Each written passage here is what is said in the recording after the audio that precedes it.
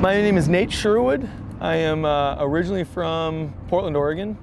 I was born in Viroqua, Wisconsin. That's a really tricky one because I was born there, but my family moved me out to Portland when I was 2 months old.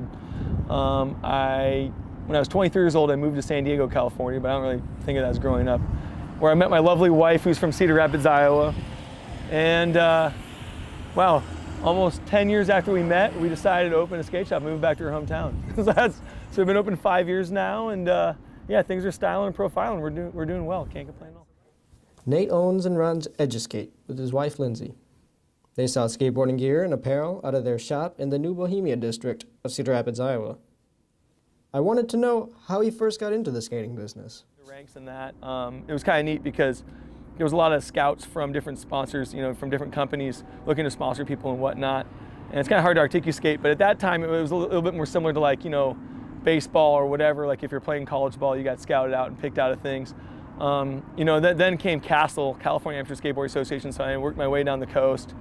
And then, I picked up a few sponsors and whatnot. And then by the time I was graduating from high school, I was with Vision Skateboards pretty much full time. I worked a construction job that summer and entered a contest in Vancouver, Canada, where I turned pro. Vancouver Slam City Jam was the name of the contest series. And that was in 1999, sometime in that spring or summer of '99. So they turned me pro and moved me down to California after that. And I continued to skate for a living for a whole decade. But other than injuries, nothing stopped me other than that. But yeah, it's what I've been doing, man. It's what I love. It's my passion in life for sure. It's maybe a little bit too much of an obsession. About 2005, 2006 is when I started realizing there's a whole new generation of guys coming out. And to use an analogy, I can say this really nerdy, esoteric thing, but to use a kind of a soft lit comparison, it was like I was like the old, like Nokia phone, and I saw the new iPhones coming in. As much as we try to adapt and overcome and change, there was no way for us to, keep up with what the young guys were doing, for lack of a better term. And so I knew I needed to hang it up. So around 2006, I hung it up and got a job at Transworld Skateboarding Magazine. By about 2009, I realized that, I needed to find something outside of skateboarding. I took some night classes at Maricosta College in San Diego in psychology and sociology. I thought maybe being a social worker would be interesting or something like that. And then one of my friends approached me and said, you always loved working skateboarding, why aren't you still working? And I was like, I didn't want to deal with all the industry stuff. And he made me kind of realize that owning my own shop would be the best avenue. I decided to save enough money and take out a small business loan to start my own shop. I didn't want to compete against any of the shops in San Diego. I didn't want to compete against any of the shops I respected in Chicago. I didn't want to move back to Portland, Oregon and compete against the one shop I really respected and admired. So I came here in winter of 2011, and we scoped out a bunch of locations, and we found a place that our first location was right across the river over by Emerson Locksmith, right in that strip mall right there on 3rd Avenue Southwest. And we opened up doors by spring of 2012. We came out here in 2011. I signed all the paperwork and everything. Flew it back to San Diego, grabbed all my crap, gave my landlord the good old month notice, and next thing you know, me and Lindsay were in a car just with nothing but a dream and an idea. So we opened up doors in May of 2012. So honestly, it'll be 5 years in a month. Wow, that's weird. I had a lot of places that I just kind of narrowed it down. I looked at basically the amount of people that were skating in those towns. I would go there and visit. And I would skate around with people and kind of get an idea if there was enough I guess you'd say enough clientele to even keep it in business. And then I came here a lot to visit her family, so I got to know the area really well, just through the years of just driving around, meeting people skated and skating in the park and stuff. And just mathematically, it just seemed like not only rent-wise, economically wise, of course, but also just population-wise, this was the best fit. So yeah, again, it was a dice roll. It was all guessing. It was all hypotheses. I was just sitting there like an MIT guy, just like, all right, here's where I'm rolling the dice. She's from here. She's got family here. Let's see what happens, I saved up a lot. I saved about 10 grand on my own, and then I took a loan out for 20. Right. The reason I did that is because I originally wanted the shop to be a lot of apparel and a lot of shoes. So the 20 grand basically just all went into soft goods.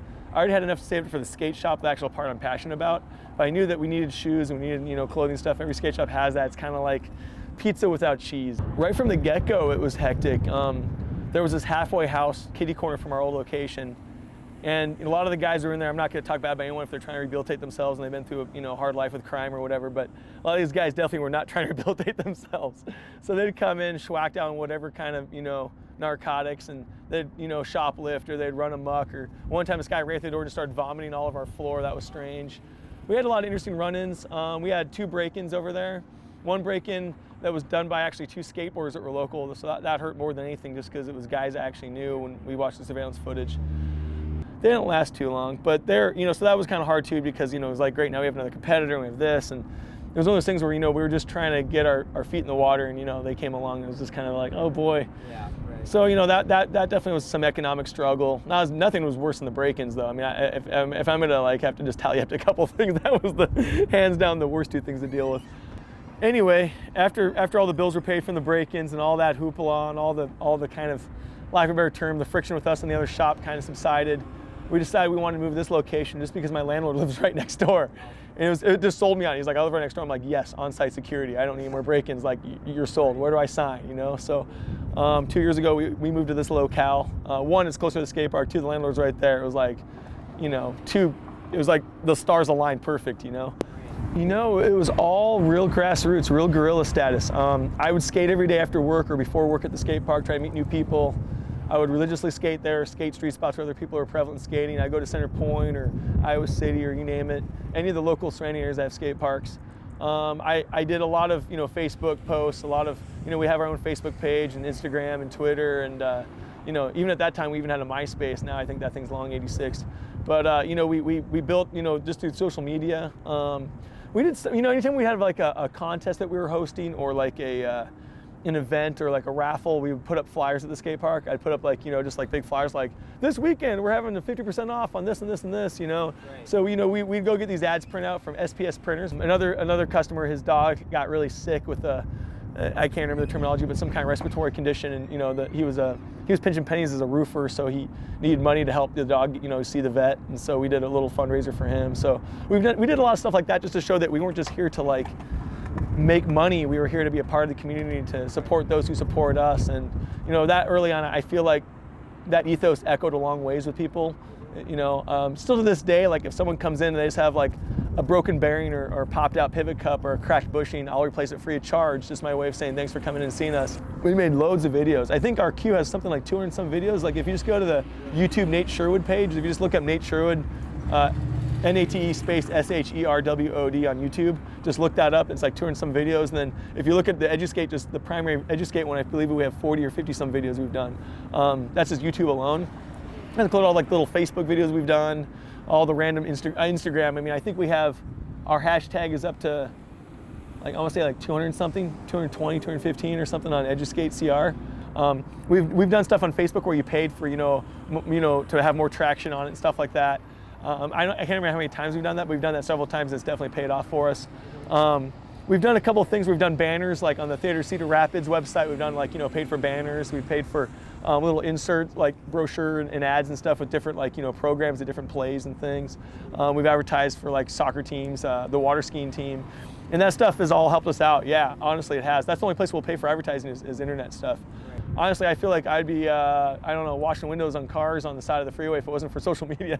If they're just a young entrepreneur starting their own business, you got to be passionate about it and be willing to work long hours, even on days you're not open. Like, even on my days off, I'm at home on the laptop ordering stuff, talking to vendors, talking to sales reps. I'm coming down here in the middle of the night, vacuuming, sweeping, dusting things, folding up stuff. If you don't love what you do, if you don't really like live for it, you're not going to be successful, because now with the internet and everything else being so competitive, you have to be willing to just, you know, put your nose to the grindstone. You know, it can't be something just like as a little weekend hobby or anything, because, I mean, it's unfortunate to say that, and I don't mean to say it in this condescending or rude way or sound like some kind of, I don't know, negative person, but it's one thing I learned early on, that when I was treating it like a hobby, I was treating it like it was something that was, you know, simplistic. I realized the onion had a lot of layers that I wasn't seeing before.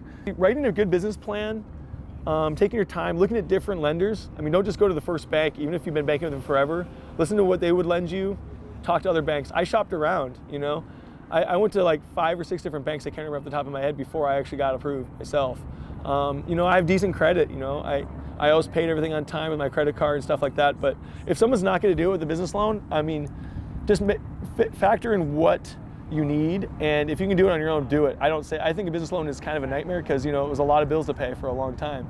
If you need to pick up any skating gear, you can head over to Eduskate on 2nd Street Southeast in Cedar Rapids by the New Bow City Market. I'm Neil Yadav, and make sure to stay tuned to KSB News.